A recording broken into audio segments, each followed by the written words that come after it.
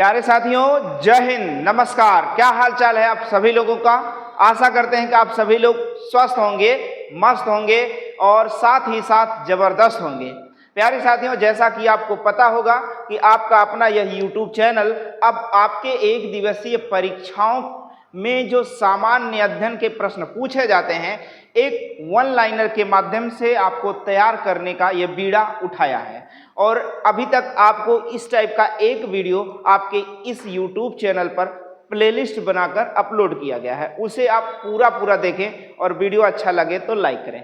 आज का यह दूसरा वीडियो होगा आपके सामान्य अध्ययन के रूप में। और बात करें हम जो पेट परीक्षा 2025 होने वाली है, उसके लिए तो और महत्वपूर्ण होगा। और किसी भी परीक्षा की तैयारी यदि आप कर रहे थे तो वन लाइनर के तौर पर यह आपको वीडियो बहुत फायदा करने वाला है, क्योंकि विगत वर्षों में पूछे गए प्रश्न इस वीडियो में शामिल किए जाते हैं और एग्जाम से पहले इसे जरूर आपको देखकर जाना होता है, जहां से आपको फायदा मिल जाएगा।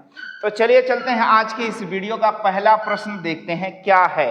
तो चलिए आइए देखते हैं। आज के इस वीडियो का पहला प्रश्न है कि संसार में पूरे संसार में कोई भी हो, चाहे आप किसी भी देश की बात करें, दिन और रात बराबर होता है, यानी पूरे 12 घंटे की बराबर। संसार में दिन और रात दोनों बराबर होता है, तो क्रमशः 21 मार्च को दिन पूरा बराबर होता है और 23 सितंबर को दिन और रात दोनों बराबर होता है। तो संसार में दिन और रात दोनों बराबर किस दिन पर होते हैं? तो 21 मार्च 23 सितंबर याद करो।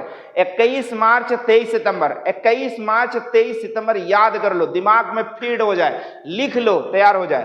कह रहा है कुल्लू घाटी, कल्लू या कुल्लू, गांव में देखते नहीं जो बहुत ज्यादा कल्लू रहता, काला रहता, तो उसको कलुआ। और लड़कियों में अगर कोई महिला है तो कलूटी या काली माई आदि सारे नामों से फेमस हो जाती है वो लड़की या लड़का।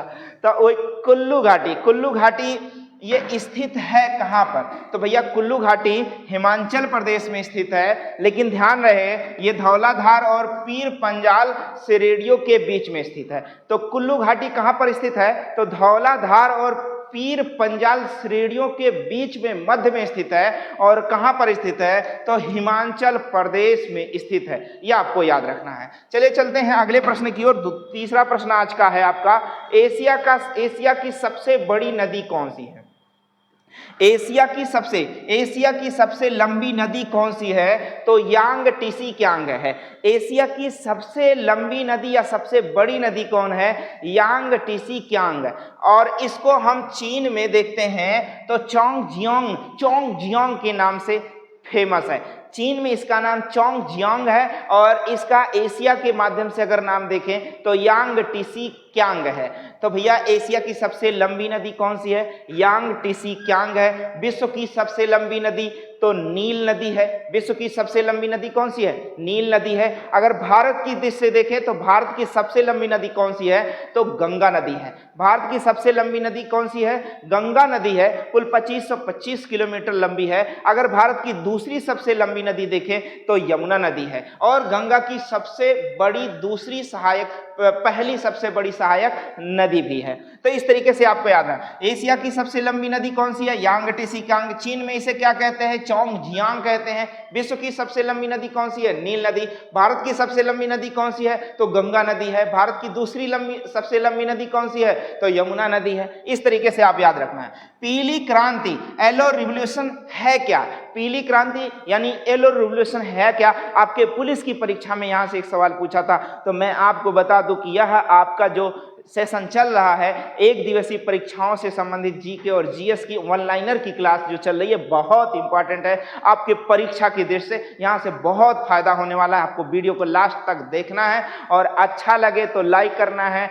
साथ ही साथ अपने मित्रों को भी शेयर करना है। चलो देखो, पीली क्रांति के बारे में बात करें तो येलो रिवॉल्यूशन है क्या? तो भैया येलो रिवॉल्यूशन मतलब पीली क्रांति यानी तिलहन से जितना भी देखो, पियरवा सरसों देखा आपने, सूरजमुखी देखा है, तो सब पीला पीला होता है कि नहीं होता? तो भैया तिलहन से संबंधित यानी तेल उत्पादन को बढ़ाने के लिए पीली क्रांति यानी येलो रिवोल्यूशन चलाया गया। अगर बात करें तो इसमें सूरजमुखी भी आ जाता है, अन्य तिलहनी फसलें, अन्य तिलहनी उत्पादन जो भी हैं उन सबका विकास, उनका अधिक पैदावार हो, आदि सारी चीजों के लिए कौन सी क्रांति चलाई गई? तो पीली क्रांति चलाई गई। अगर आप बात करें पीली क्रांति, तो बताओ नीली क्रांति किससे संबंधित है? तो मत्स्य पालन से।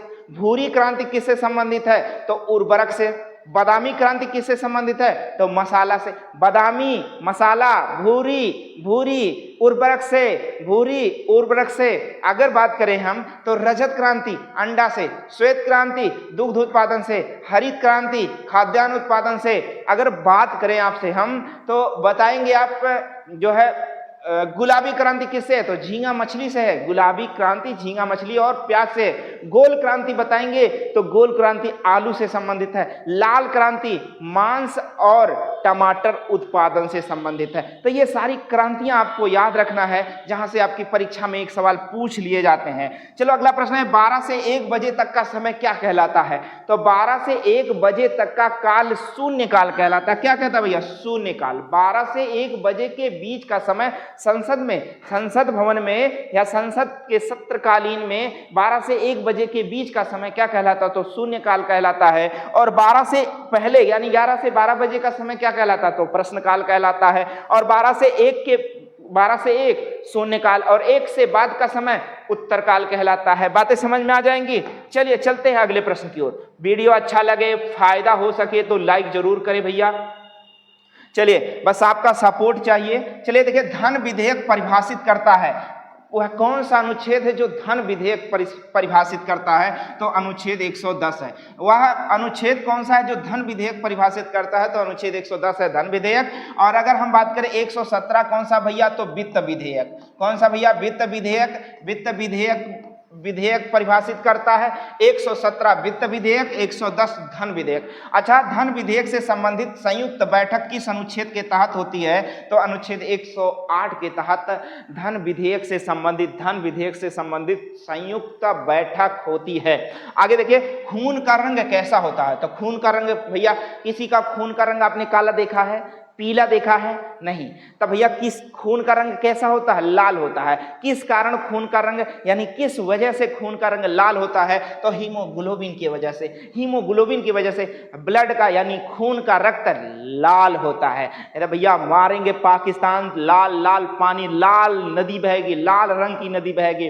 पाकिस्तान तू समझ ले, पाकिस्तान तुम समझ ले, तुमने मेरे 26 मारे, हम पूरा लाहौर कब्जा करने वाले पूरा पाकिस्तान तबाह जब तक नहीं कर देंगे तब तक हम चैन से नहीं बैठेंगे। क्योंकि हमारे पास यस सुदर्शन 400 जैसी जो है डिफेंस सिस्टम है, जो हवा में 400 किलोमीटर के अंदर तुम कोई भी ड्रोन छोड़ोगे, तुम्हारे घर में घुसकर उसको हम क्या करेंगे? खत्म कर देंगे, समाप्त कर देंगे। भारत के वीर जवानों को भैया दिल से, तहे दिल से शुक्रिया और बहुत बहुत धन्यवाद। ऐसे वीर प्रहरी जो भारत के हैं, जो भारत के आम नागरिक आदि लोगों की सुरक्षा करते हैं, उन माँ को भी सलाम जिन्होंने ऐसे लाल को जन्म दिया है।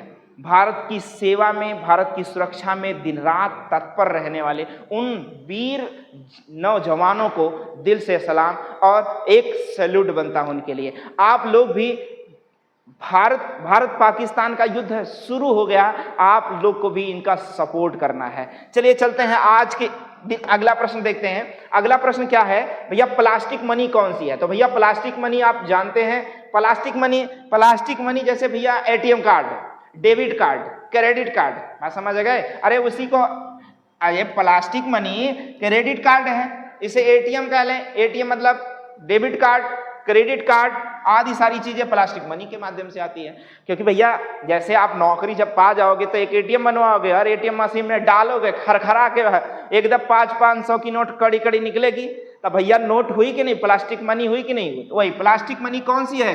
तो प्लास्टिक मनी के नाम से क्रेडिट कार्ड को जाना जाता है। प्लास्टिक मनी के नाम से किसे जाना जाएगा?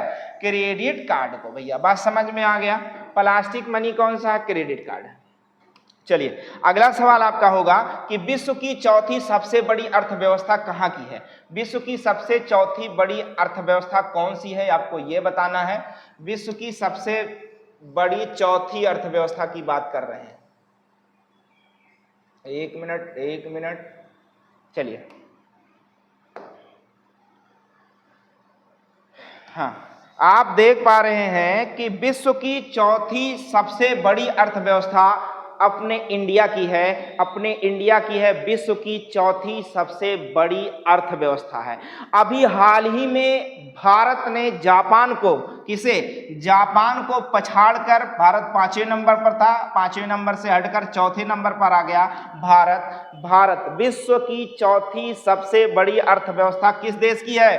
तो भारत की है। तो सबसे नंबर 1 पर कौन है? तो अमेरिका। दूसरे नंबर कौन है? चीन है। तीसरे नंबर पर कौन है? तो जर्मनी है। और चौथे नंबर पर कौन है? तो भारत है। भारत चौथे नंबर की, विश्व में चौथे नंबर की सबसे बड़ी अर्थव्यवस्था है। फिर से बताओगे, पहले नंबर पर कौन है? अमेरिका। दूसरे पर कौन है? चीन। तीसरे पर कौन है? जर्मनी। चौथे पर कौन है? तो भैया अपना इंडिया। अपना इंडिया। मेरा भारत महान था, मेरा भारत महान है, मेरा भारत महान रहेगा। पाकिस्तान तुम सुन ले कान खोल के, नल्ला पाकिस्तान तू कान खोल के सुन ले। तेरे जैसे कायराना हरकतों से बाज नहीं आने वाला है, तो चिंता मत कर। जब तक लाहौर में तिरंगा नहीं फहरा दिया जाएगा तब तक अब सुकून नहीं है। चल अगले भाई प्रश्न को देख लिया जाए। देखो अगला सवाल आपका है, कह रहा फ्यूज का तार बना होता है। फ्यूज का तार बना होता, तो भैया फ्यूज का तार किसका बना होता है आपको बताना है। शीशा और टिन का बना होता। फ्यूज का तार किसका बना होता? शीशा और टिन का बना होता है फ्यूज का तार। समुद्री दूरी मापने की इकाई क्या है? तो भैया समुद्री दूरी मापने की इकाई नॉटिकल मील है। क्या है? नॉटिकल मील है समुद्री दूरी मापने की। और 1852 मीटर होता है एक नाटिकल मील में। एक नाटिकल मील में कितना मीटर? 1852 मीटर। समथिंग 1.8 किलोमीटर कह सकते हैं, 1.85 किलोमीटर कह सकते हैं। एक नॉटिकल मील बराबर 1852 मीटर। और नॉटिकल मील क्या है? समुद्री दूरी को मापने की एक इकाई है। अब बताएंगे फ्यूज का तार किसका बने? शीशे का, टिन, शीशा और टिन का। समुद्री दूरी मापी जाती किससे? नॉटिकल मील से। आप बताइए बल्ब का जो फिलामेंट होता है वो किसका होता है? तो भैया बल्ब का फिलामेंट टंगस्टन का होता है। किसका होता है भैया? टंगस्टन। और विद्युत हीटर में लगा जो एलिमेंट वो किसका होता है? तो नाइक्रोम का बना होता है। याद रहना चाहिए, गलत नहीं होना चाहिए। चलिए अगले प्रश्न की ओर चलते हैं। अगला प्रश्न आपका कहता है, बच्चों में लिंग निर्धारण किस पर आधारित होता है? बच्चों में जो लिंग निर्धारण होता है किस पर आधारित होता है भैया? पिता के गुणसूत्र पर, पिता के क्रोमोसोम पर आधारित होता है। यदि एक्स वाई है, यदि पिता का है एक्स वाई है तो क्या होता भैया? अगर जैसे मान लो एक्स और एक्स मिला तो क्या बना भैया? एक्स, तो लेडीज यानी महिला। अगर एक्स और वाई गुणसूत्र मिला तो क्या बना? एक्स और वाई, तो पुरुष यानी लड़का होने के चांस होते हैं, लड़का होने का। तो भैया बच्चे का लिंग निर्धारण किस पर होता है भैया? पिता के क्रोमोसोम पर आधारित होता है। ज्योति तीव्रता का एसआई मात्रक क्या होता है? बहुत इंपॉर्टेंट, आपके अभी हाल ही के एएलपी की परीक्षा में सवाल पूछा था। ज्योति तीव्रता का मात्रक क्या होता है? तो भैया ज्योति तीव्रता का मात्रक कैंडेला होता है। ज्योति तीव्रता का मात्रक क्या होता है? कैंडेला। पदार्थ की मात्रा का मात्रक क्या होता है? तो भैया मोल होता है। पदार्थ की मात्रा का मात्रक क्या होता है? मोल होता है। ज्योति तीव्रता का मात्रक क्या होता है एसआई में? कैंडेला। याद रखो, सारे सवाल को याद रखो। नए राज्यों का प्रवेश, देखो अगला सवाल है। अब देखो नए राज्यों का प्रवेश या स्थापना शक्ति प्रदान की गई है किस अनुच्छेद के तहत? तो अनुच्छेद 2 के तहत नए राज्यों की स्थापना और प्रवेश की शक्ति दी गई। किसे दी गई है? संसद को दी गई है। किसे दी गई है? संसद को दी गई है। अगर मैं बात करूं, जब भारत पाकिस्तान का युद्ध हो रहा है, जब लाहौर जीत लिया जाएगा, लाहौर के सभी डिफेंस, वहां के पाकिस्तान आर्मी आदि सारी चीजों को जब समाप्त कर दिया जाएगा, तो कौन से अनुच्छेद के तहत लाहौर को भारत में शामिल कर लिया जाएगा? बता सकते हैं? तो भैया भारत लाहौर को शामिल करना हमारा किस अनुच्छेद के तहत है भैया? देखो नए राज्यों का प्रवेश स्थापना तो इसी अनुच्छेद के तहत होगा ना। अनुच्छेद 2 के तहत नए राज्यों का सीमा नए राज्यों का प्रवेश या स्थापना होगा। अगर हम बात करें अनुच्छेद 3 क्या कहता है, तो नए राज्यों के नाम, क्षेत्र, सीमा आदि में निर्धारण करने का काम करेगा। अनुच्छेद 4 क्या कहेगा, तो भैया अनुच्छेद 2 और 3 में जो संशोधन हुआ है, अनुच्छेद 368 के तहत संसद में परिवर्तनीय नहीं होगा। एक बार जब बना दिया गया तो बना दिया। अनुच्छेद 368 के तहत संसद में परिवर्तनीय नहीं होगा, न्यायालय में परिवर्तनशील नहीं होगा। अब देखो नए राज्यों का प्रवेश या स्थापना किस अनुच्छेद में, तो 2 के अनुच्छेद में, अनुच्छेद नंबर 2 में कह रहा गेटवे ऑफ इंडिया का निर्माण हुआ। तो देखो गेटवे ऑफ इंडिया का निर्माण तो सन आपको अगर बात करें तो 1924 की बात करें, निर्माण की बात करें तो भैया पूर्ण रूप से 1924 में बनकर तैयार हुआ, लेकिन 1911 में ही इसकी शुरुआत हो गई थी। गेटवे ऑफ इंडिया कहां पर है, बहुत बार पूछा गया, तो गेटवे ऑफ इंडिया भैया बंबई यानी मुंबई में है, बंबई नगरी में। कहां भैया, बंबई नगरी में है गेटवे ऑफ इंडिया। और इंडिया गेट कहां है, तो नई दिल्ली में है। इंडिया गेट कहां, नई दिल्ली में है। बताइए गेटवे ऑफ इंडिया की निर्माण कितने सन में हुआ, तो 1924 में कंप्लीट हुआ, और इसका शुरुआत किया हुआ तो 1911 में हुआ। चलिए अगले प्रश्न की ओर चलते हैं। अगला प्रश्न आपका कहता है खजुराहो मंदिर बना है, खजुराहो मंदिर बना है। ये देखो 20 सवाल 21 सवाल नहीं, पूरे 50 सवालों का एक संकलन होता है। बस मैंने एक सवाल रखा, इससे संबंधित 2 सवाल जरूर बताने वाला हूं, इसलिए 20 सवाल नहीं 50 सवाल मान के चलो, ये आपका तैयार होने वाला है। वीडियो एक बार नहीं 2 बार देखो, पूरा मन से देखो, पूरा तैयार हो जाएगा और जीके और जीएस में शर्मिंदा नहीं होना पड़ेगा। लोग कहते हैं मेरा मेरिट लास्ट मेरिट में छट गए, लास्ट मेरिट में आप छट जाते हैं। क्यों छट जाते भैया, तो आपका स्कोर नहीं हो पाता। सभी सब्जेक्ट मिलाकर कंपटीशन बीट किया जाता है, क्वालिफाई किया जाता है। किसी एक सब्जेक्ट को पढ़कर कंपटीशन क्वालिफाई नहीं किया जा सकता है, इसलिए ध्यान रहे, तैयार करिए। खजुराहो मंदिर बना है भैया किस शैली में, तो नागर शैली में। खजुराहो मंदिर किस शैली में बना है, तो नागर शैली में। मैं आपसे पूछ लूं हाल ही में बना राम मंदिर, राम प्रभु श्री राम जी का मंदिर अयोध्या में जो है किस नदी के किनारे है, अयोध्या किस नदी के किनारे बसा, तो सरयू नदी के किनारे। और जो राम मंदिर का निर्माण हुआ है या अभी इस समय बचा कुछ थोड़ा बहुत है जो चल रहा है, वो किस शैली में बना है, तो नागर शैली में ही बना है। नागर शैली में राम मंदिर का निर्माण हुआ है। और खजुराहो का मंदिर जो है वो खजुराहो मंदिर किस शैली में है, तो ये भी नागर शैली में है। शिवाजी के आध्यात्मिक गुरु कौन थे भैया, शिवाजी के आध्यात्मिक गुरु रामदास थे। शिवाजी के आध्यात्मिक गुरु कौन थे, गुरु रामदास थे। शिवाजी के आध्यात्मिक गुरु कौन थे, गुरु रामदास थे।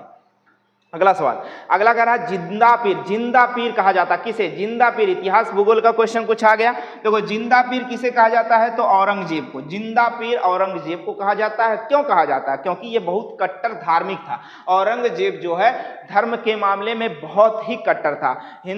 मुस्लिम धर्म को प्रचार प्रसार फैलाना आदि सारी चीजें इसका कार्य था, इसीलिए इसे क्या कहा जाता है, जिंदा पीर कहा जाता है। प्रथम मुस्लिम महिला शासिका कौन थी, तो भैया प्रथम मुस्लिम शासिका रजिया सुल्ताना थी। रजिया सुल्ताना प्रथम मुस्लिम महिला शासिका थी, रजिया सुल्ताना। अगले प्रश्न की बात करें, अगर अगला प्रश्न आपका देखते हैं तो कहता है देशांतर के बीच की दूरी, 2 देशांतर रेखाओं के बीच की दूरी कितनी होती है भैया, 2 देशांतर रेखाएं आप देख पा रहे होंगे, तो देशांतर रेखाएं ऐसी होती है, जैसे एक पृथ्वी आपका है, ये पृथ्वी है भैया, तो इस पर जो रेखाएं ये है, ये उत्तरी ध्रुव से दक्षिणी ध्रुव, उत्तरी ध्रुव से दक्षिणी ध्रुव की ओर जो रेखाएं खींची गई हैं, इन रेखाओं को हम देशांतर रेखा कहते हैं। इन रेखाओं को क्या कहते हैं, देशांतर रेखाएं। और 2 देशांतर रेखाओं की बीच की दूरी अधिकतम कहां पर होती है, तो 0 अंश अक्षांश रेखा पर। बात समझ रहे हैं, 0 अंश अक्षांश रेखा पर 2 देशांतर रेखाओं की बीच की दूरी अधिकतम होती है। और कितनी होती है, तो 111.3 किलोमीटर होती है। यह हो गई देशांतर रेखा। अगर मैं कहूं अक्षांशी रेखा, तो अक्षांशी रेखा आप देखते हो ग्लोब पर ऐसे होता है, अक्षांशी रेखा ऐसे होता है, अक्षांशी रेखा ऐसी होती है, अक्षांशी रेखाएं कुछ ऐसी होती हैं और इन्हें हम क्या कहते हैं, अक्षांशी रेखाएं। ये पृथ्वी पर ग्लोब पर वृत्त के जैसी दिखती हैं। तो 2 अक्षांशी रेखाओं के बीच की दूरी कितनी होती है, तो 111 किलोमीटर। कितनी होती है भैया, 111 किलोमीटर होती है। 2 अक्षांशी रेखाओं के बीच की दूरी 111 और 2 देशांतर रेखाओं के बीच की दूरी 111.3 किलोमीटर होती है। याद हो जाना चाहिए, गड़बड़ ना होने पाए। अंतरराष्ट्रीय तिथि रेखा, अभी हाल ही के परीक्षा 2024 में आपसे पूछा था कि भैया अंतरराष्ट्रीय तिथि रेखा कहा जाता है तो किसे अंतरराष्ट्रीय तिथि रेखा कहा जाता है, तो बताओ 180 अंश देशांतर रेखा को तिथि रेखा कहा जाता है। कौन सी तिथि रेखा भैया? अंतरराष्ट्रीय तिथि रेखा कहा जाता है। इसको 1884 से माना जा रहा है, इसे 1884 से माना जा रहा है। क्या ये बातें आपको समझ में आई? अब बात करते हैं थोड़ा सा, देखिए भारत पाकिस्तान का युद्ध शुरू हो गया है, भारत और पाकिस्तान का युद्ध शुरू हो गया। ऐसे में हम भारतीयों को, हम भारतीय नागरिकों को चाहिए कि भैया अब ऐसे कुछ सोशल मीडिया यानी ऐसे कुछ वीडियो ना बनाए जिससे हमारे देश की सुरक्षा पर आघात हो, जैसे मिसाइल या हमारे देश की सुरक्षा से संबंधित कोई वीडियो ना बनाए जिससे हम दुश्मन देश को हमारे बारे में पता चल सके। वैसे हमारे पास तो बहुत अच्छा मिसाइल सिस्टम या डिफेंस सिस्टम आदि सारी चीजें हैं जो पाकिस्तान को तबाह करने के लिए काफी है। जैसे एक सुदर्शन, एक S-400 जो रूस से लिया गया मिसाइल बहुत ही अच्छा है। दुश्मन के 400 किलोमीटर की दूरी पर कोई भी रॉकेट, कोई भी मिसाइल, कोई भी ड्रोन को समाप्त करने की क्षमता रखता है। और अभी हाल ही में पाकिस्तान ने कल जो है 15 शहरों पर, भारत के 15 शहरों पर नापाक इरादे से 15 शहरों को तबाह करने का प्रयास किया, लेकिन हमारा S-400 उसको पूरा समाप्त करने का बहुत अच्छा लगा भैया। भारत की आर्मी को सैल्यूट है, दिल से सैल्यूट है। और आप लोग भी भारत का सपोर्ट करें, क्योंकि एक कहावत आपको बहुत पहले मिली होगी, सनी देओल का एक डायलॉग है, बहुत ही अच्छा लगता है, तुम दूध मांगोगे तो हम खीर देंगे, तुम दूध मांगोगे तो हम खीर देंगे, और तुम कश्मीर मांगोगे तो हम चीर देंगे। लेकिन ध्यान रहे, अब ऐसा बिल्कुल नहीं होने वाला है। अगर तुम दूध मांगोगे तो हम खीर तो देने वाले हैं, हम खीर देने वाले हैं। अगर तुम लेकिन ध्यान रहे, अब ऐसा बिल्कुल नहीं होने वाला है। अब क्या होने वाला है? तुम दूध मांगोगे तो हम खीर देने के लिए तैयार हैं, लेकिन ध्यान रहे, अब तुम दूध मांगोगे तो हम खीर भी नहीं देंगे, तुम दूध मांगोगे तो अब हम खीर भी नहीं देंगे। और अगर कश्मीर की बात करोगे तो लाहौर और इस्लामाबाद जरूर छीन लेंगे। इसी के साथ प्यारे साथियों, आज का यह वीडियो आपको अच्छा लगा हो तो लाइक, शेयर और सब्सक्राइब करना बिल्कुल ना भूलें, और साथ ही साथ अपने मित्रों को जरूर सेंड करें ताकि उन तक भी ये वीडियो पहुंच सके। और मिलते हैं आपसे अगले वीडियो में, तब तक के लिए जय हिंद।